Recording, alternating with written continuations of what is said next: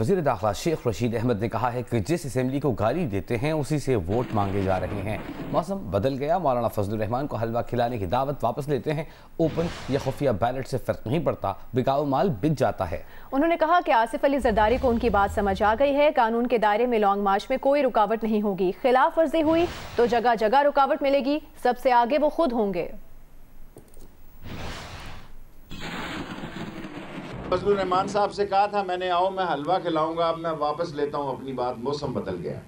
मैंने जिंदगी में सबसे मुश्किल काम जो किया है 126 दिन का जो धरना दिया, बहुत मुश्किल काम है और महंगा काम है। मैं पीडीएम के लोगों से कहता हूं, मेरी बात आसिफ जरदारी को समझ आ गई हुई है, बिलावल भी समझता है, वो मेरे दिल के करीब है और मेरी दिल की बात समझता है। उसको पता है कि शेख रशीद सही कह रहा है। बिल आखिर इन्होंने पीपल्स पार्टी की बात माननी है, फिर ना कहना किसी ने कहा नहीं था। अगर आइन कानून का एहतराम करते हुए आएंगे तो आपके लिए कहीं रुकावट नहीं है। अगर आप इसके खिलाफ आएंगे तो कदम कदम पर आपको रुकावट मिलेगी और रुकावट डालने में सबसे आगे शेख रशीद होगा। विफाकी वज़ीर दाखिला शेख रशीद अहमद ने कहा है कि सरकारी मुलाजमीन की तनख्वाहें बढ़ाई हैं, थोड़ी आंसू गैस भी इस्तेमाल की है। आंसू गैस के शेल काफी अरसे से बेकार पड़े थे तो टेस्टिंग कर ली।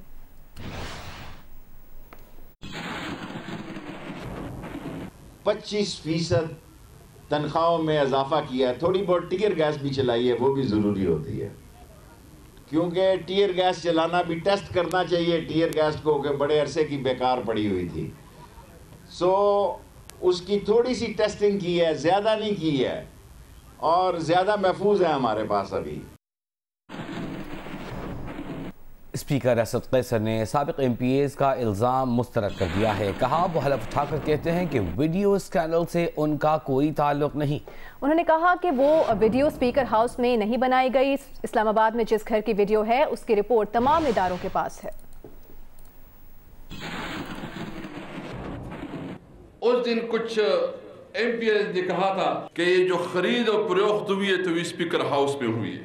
मैं हल्फन कहता हूँ, अल्लाह को हाजिर और नाजिर जान के कहता हूँ, न मेरा इसके साथ कोई ताल्लुक है, न स्पीकर हाउस में हुआ है, और इस्लामाबाद में जिस घर में हुआ है वो तमाम इदारों के पास इसकी रिपोर्ट और उसकी फिल्म मौजूद है।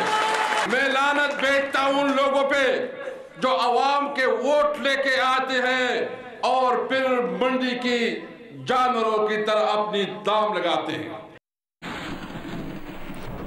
PDM के सरबराह मौलाना फजलुर रहमान और मुस्लिम लीग नून के रहनुमा शाहिद खाकान अब्बासी के दरमियान टेलीफोनिक राबता हुआ है। जराये के मुताबिक दोनों रहनुमाओं की सेनेट इंतखाबात और PDM के लॉन्ग मार्च पर तफसीली गुफ्तगू हुई है। मौलाना फजलुर रहमान ने कहा तमाम पार्टियां सेनेट इंतखाबात और लॉन्ग मार्च की तैयारियां तेज करें। मौलाना फजलुर रहमान ने सरगुधा और खुजदार के एहतजाजी मुजाहिरे मनसूख कर दिए।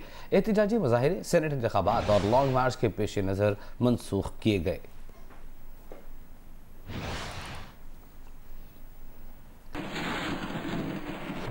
वफाकी वजीर असद उमर ने खुशखबरी सुना दी। कहते हैं कराची में जुलाई अगस्त में ग्रीन लाइन बस चल पड़ेगी। ग्रीन लाइन के लिए प्रोटोटाइप बस जल्द तैयार हो जाएगी। उन्होंने कहा कि KMC के पास मुलाजमीन को तनख्वाहें देने के पैसे नहीं हैं। हालात उस वक्त बेहतर होंगे जब इस शहर को ओन किया जाएगा।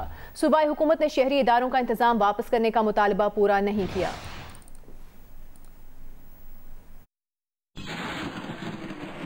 कराची की म्युनिसिपल कॉरपोरेशन कौन सा शहर जो पाकिस्तान का सबसे ज़्यादा टैक्स देने वाला शहर है, जो बाकी पाकिस्तान को वसाइल फराहम करता है, उसको चलाने वाला इदारा जो है उसके ये हालात हैं कि उसके पास फायर इंजन नहीं है। फायर इंजन मिल जाए तो डीजल और पेट्रोल का पैसा नहीं है। वो इदारे जो कराची के अंदर भी, सिंध के अंदर भी जो है शहर की इंतजामिया के पास होते थे और बाकी पाकिस्तान में आज भी शहर की इंतजामिया के पास हैं, जो सिंध में प्रोविंशलाइज कर दिए गए, तो उनको वापस से हर बड़े शहर के लिए अपना मखसूस इदारा होना चाहिए। और अगर वो रिस्टोर हो भी जाए तो अगर ये हालात हो गए जो KMC के हालात हैं कि तनख्वाहें देने के पैसे नहीं हैं, डीजल डलवाने के फायर टेंडर में पैसे नहीं है, तो ये तो सब उस वक्त होगा जब इस शहर को ओन किया जाए। उम्मीद यही है कि जुलाई अगस्त के महीने में इस साल कराची के अंदर पहली दफ़ा मॉडर्न एक जदीद ट्रांसपोर्ट का निज़ाम चलना शुरू हो जाएगा ग्रीन लाइन की शक्ल में।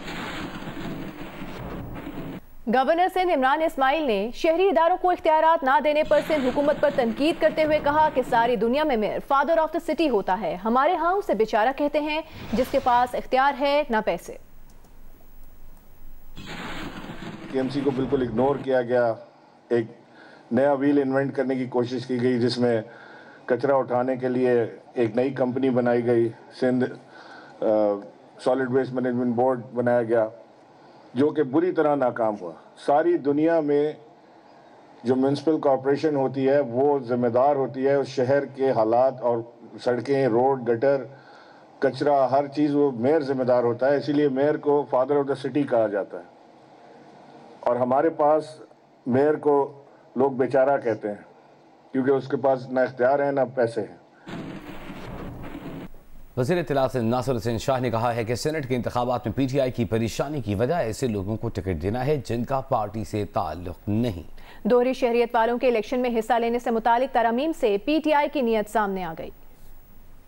सेनेट में भी जिस तरह इन्होंने एलोकेट की हैं सीटें पीटीआई ने या दीगर लोगों ने, तो उनके जो वोटर हैं, जो उनके अरकान असेंबली हैं, वो उनसे मुत्तफिक नहीं है। वो अपने ज़मीर के हिसाब से फ़ैसला करेंगे और हमें उम्मीद है कि जो हमने जियालों को टिकट दी है, चेयरमैन बिलावल भुट्टो जरदारी ने किसी जरदार को टिकट नहीं दी, किसी सरमाएदार को टिकट नहीं दी, किसी पैराशूटर को टिकट नहीं दी, सब वो हैं जो पार्टी के मुखलिस वर्कर हैं, उनको चेयरमैन बिलावल ने टिकट दिए हैं और इंशाल्लाह वो जीतेंगे। सेनेट इंतखाबात के लिए इलेक्शन कमीशन को अब तक 100 कागजात नामजदगी मौसूल हुए हैं। मज़ीद तफसीलात के लिए बात करेंगे नुमाइंदा जियो न्यूज़ नौशीन यूसुफ हमारे साथ मौजूद हैं। नौशीन, बताएगा किस सूबे से कितने कितने कागजात नामजदगी वसूल हुए हैं?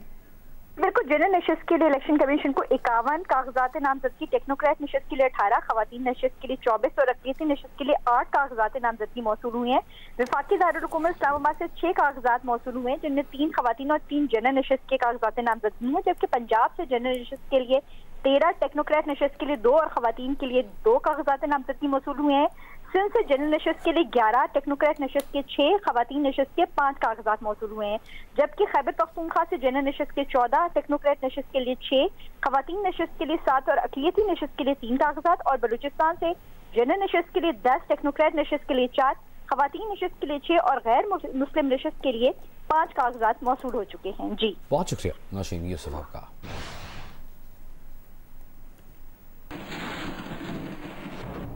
और कज़ाफी स्टेडियम में बड़ा मौका आया है। जाहिद महमूद जो कि डेब्यूटेंट हैं, पहला मैच खेल रहे हैं। पहले ही ओवर में तीसरी और चौथी गेंद पर उन्होंने 2 खिलाड़ियों को आउट कर दिया और चांस उनका हैट्रिक का बन गया था, लेकिन अब शायद वो हैट्रिक नहीं कर पाए हैं। हम इंतजार कर रहे हैं अब खबर का। 2 गेंदों पर 2 खिलाड़ियों को आउट किया अपना पहला मैच खेलने वाले जाहिद महमूद ने। पाकिस्तान और जनूबी अफ्रीका के दरमियान तीसरा और फैसला कुन T20 मैच इस वक्त जारी है। जनूबी अफ्रीका की टीम पहले बैटिंग कर रही है। पाकिस्तान ने टॉस जीतकर पहले फील्डिंग का फैसला किया था। अब मैच की सिचुएशन ये है कि जनूबी अफ्रीका के 4 खिलाड़ी आउट हो चुके हैं। डेब्यू करने वाले जाहिद महमूद ने करियर की 2 गेंदों पर 2 विकेट्स हासिल की हैं। हम आपको बताएं कि दादू में पैदा होने वाले, दादू सिंध से ताल्लुक़ रखने वाले जाहिद महमूद अपने पहले ही ओवर में 2 गेंदों पर 2 विकेटें हासिल करने में कामयाब। हैट्रिक नहीं कर सके जाहिद महमूद। 5 खिलाड़ी इस वक्त जनूबी अफ्रीका के आउट हो चुके हैं। जनूबी अफ्रीका की टीम पहले बैटिंग करते हुए अब तक 5 विकेट्स अपनी गंवा चुकी है। लेकिन बड़ी बात यह है 32 साल की उम्र में उन्हें, बल्कि 33 साल के वो होने वाले हैं, उन्हें डेब्यू करने का मौका मिला पाकिस्तान की जानिब से T20 में और पहले ही ओवर में उन्होंने अपने इंतखाब को दुरुस्त साबित कर दिया। 5 विकेटें उनकी गिर चुकी हैं। 47 रन पर पुरानी विकेटें आप स्क्रीन पर देख सकते हैं। 5 विकेट गंवाने के बाद साउथ अफ्रीका की टीम इस वक्त मुश्किलात का शिकार नजर आ रही है। पाकिस्तान की बॉलिंग की अगर बात की जाए तो आज जाहिद महमूद जिन्होंने साउथ अफ्रीका के खिलाफ डेब्यू किया है, उन्होंने अपना आगाज बहुत अच्छा फराहम किया है और अपने इंतखाब को दुरुस्त साबित किया है। जनूबी अफ्रीका के 5 खिलाड़ी आउट हो चुके हैं। जो पाकिस्तान और जनूबी अफ्रीका के दरमियान ये जो तीसरा T20 मैच आज खेला जा रहा है, ये फैसला कुन होगा कि सीरीज किसके नाम होगी। और इससे पहले मोहम्मद नवाज जो कि पाकिस्तानी बॉलर हैं, उन्होंने भी अपने 2 ओवर्स में 2 विकेटें हासिल की थी। 1 विकेट हसन अली के हिस्से में आई। 2 खिलाड़ी जाहिद महमूद ने पवेलियन लौटाए। इस तरह मजमूई तौर पर 5 खिलाड़ी साउथ अफ्रीका के आउट हो चुके हैं। 47 रन का उन्होंने बनाए हैं। 7 ओवर्स का खेल मुकम्मल हो चुका है। पाकिस्तान और जनूबी अफ्रीका के दरमियान फैसला कुन T20 मैच इस वक्त जारी है। 5 विकेट्स के नुकसान पर जनूबी अफ्रीका की टीम पहले खेलते हुए अब तक 47 रन स्कोर कर चुकी है और पाकिस्तान ने इस मैच में टॉस जीतकर पहले फील्डिंग का फैसला किया। जाहिद महमूद जो जनूबी अफ्रीका के खिलाफ अपना डेब्यू कर रहे हैं, उन्होंने आज अपनी अच्छी परफॉर्मेंस दी है। अब तक की 2 गेंदों पर उन्होंने 2 विकेट्स हासिल की हैं और मजमूई तौर पर 3 विकेट्स हासिल कर पाए हैं। जाहिद महमूद पाकिस्तान और जनूबी अफ्रीका के दरमियान तीसरा और फैसला कुन T20 मैच इस वक्त जारी है।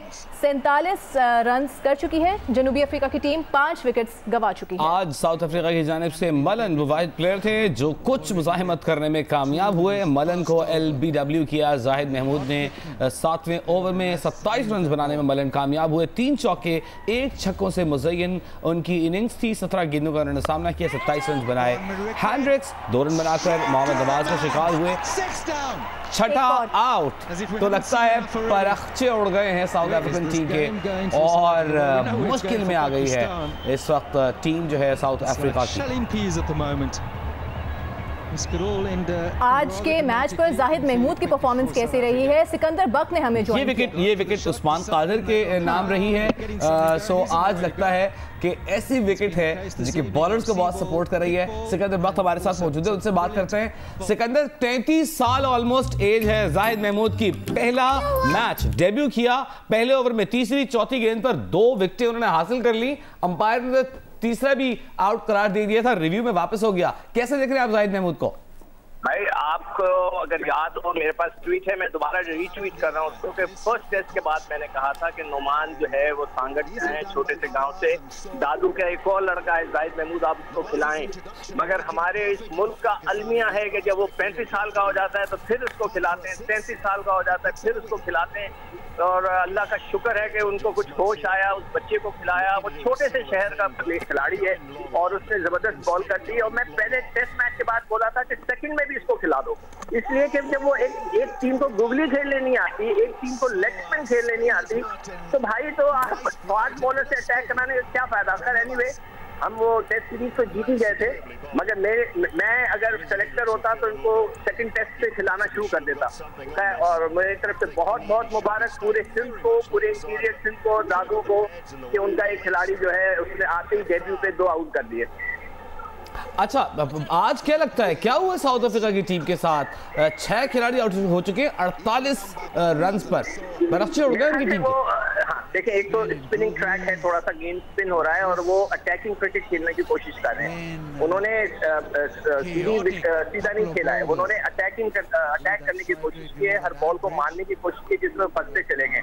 और जहाँ तक लेग स्पिन का सवाल है, मेरे हिसाब से जब ये साउथ अफ्रीका टीम जाने वाली है वनडे में, इसमें जाहिद महमूद को भी होना चाहिए और इसमें उस्मान कादिर को भी होना चाहिए, इसलिए कि ये लोग देखें लेग स्पिन खेल नहीं पाते। अब जब एक टीम लेग स्पिन खेल ही नहीं पाती तो उसको आप उन लड़कों को अंदर डालना चाहिए। तो मैं समझता हूँ कि आज पहले बैटिंग करते हुए उन्होंने बहुत जल्दबाजी कर दी, जिसकी वजह से उनके हाथ से गेम निकल गया, वो आउट हो गए। और जो बाबर ने जो अक्लमंदी की है कि शुरू से स्पिनर लगाए। ठीक है, बहुत शुक्रिया सिकंदर बख्त। एक अच्छी खबर पाकिस्तानी टीम के लिए, जाहिद महमूद के लिए। डेब्यूटेंट जाहिद महमूद की 2 विकेटें, उस्मान कादिर ने भी विकेट हासिल कर ली है। मैच जारी है और लगता है कि पाकिस्तान का पलड़ा भारी है।